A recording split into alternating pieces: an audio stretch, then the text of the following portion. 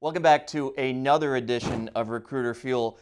But you're going to notice there's nobody here next to me this time. Usually, as you've seen the format, there's been myself with a number of recruiters or other individuals. But this is all about recruiters for recruiters. And still to this day, I continue to recruit. So you can consider this my monologue for the day in a situation that actually happened last week that I think is relevant to most recruiters that are out there.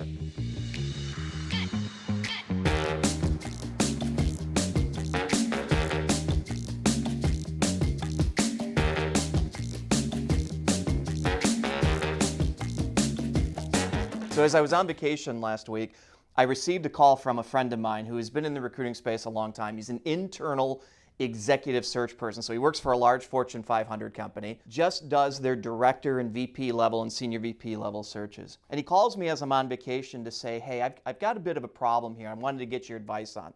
Again, this is an experienced recruiter. He says, we've got this VP of sales search for this particular division that I'm having some challenges with. We've presented a candidate who has everything that the client is looking for, his GM of this particular business.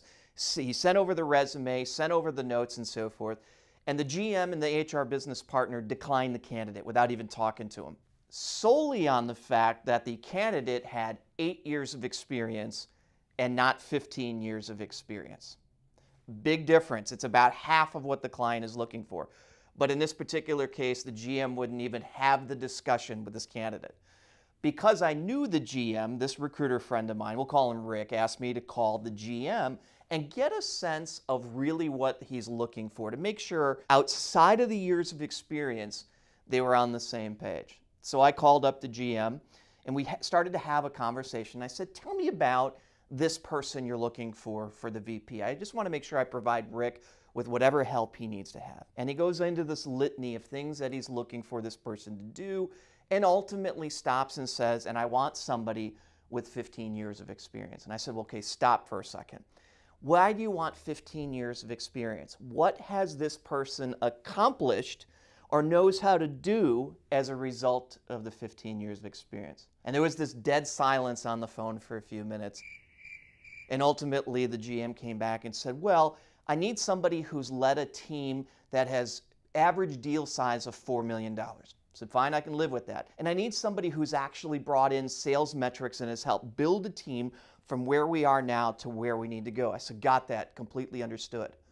And I kept refocusing them on what have they learned or what have they accomplished. And as he finishes the conversation, I said, look, I've got a candidate that meets all of the objectives that you're talking about, has accomplished everything that you're looking for. Take a look. And I emailed the same candidate that Rick had originally emailed to this GM. The GM says, it's excellent. They have everything that I'm looking for, except they only have 8 years of experience. And I said, well, wait a minute. We just talked about, or you just talked about ultimately, specifically what they've learned in those years of experience. And this candidate had all of those things. This was on Monday. On Thursday, they ended up bringing that candidate in for an interview and ultimately are going to make that candidate an offer. What is my point in all this? There's a couple of things. Years of experience does not make a skill or does not necessarily equal a skill. And from a recruiting perspective, from an HR perspective, and hiring managers, we used years of experience as this crutch. It no longer needs to be used as a crutch. Get to the heart of what they are looking for. You make a really, really bad assumption when you think that everybody learns at the same pace. So just because they have 15 years of experience doesn't necessarily mean that they've done all the things or accomplished all the things that you need them to do. Now, what was interesting is during this same week, so in the last 3 years, I've had both of my knees operated on. I've had torn meniscuses in both of them. And my doctor is pretty young. I'm going to guess he's in his 30s, give or take. But he only does knees. So ultimately, he does hundreds of these knee surgeries every single year.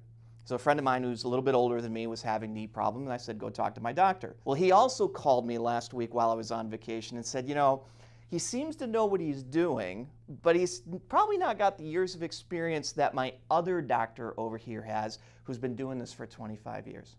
I said, look, do me one favor. Go ask him how many knees he does every year. Comes back, calls me later. He says he does about 30 to 40 a year. Okay, my guy does hundreds of them every year. Your guy does 30 to 40 every year, but he's been doing it for a longer period of time. Does that necessarily mean he can do them better? He's doing less of them, but he's been doing them longer. This guy, my guy, has probably already done more than he's done in total in his 25 years in the 8 or 9 years he's been doing it. Again, is it 25 years of experience, or is it the same year over and over and over and over? We've got to be very cautious about this idea of years of experience equals a skill. Now, I know there's implications, OFCCP and other things. We're not talking about those right now because those are based on the same assumption.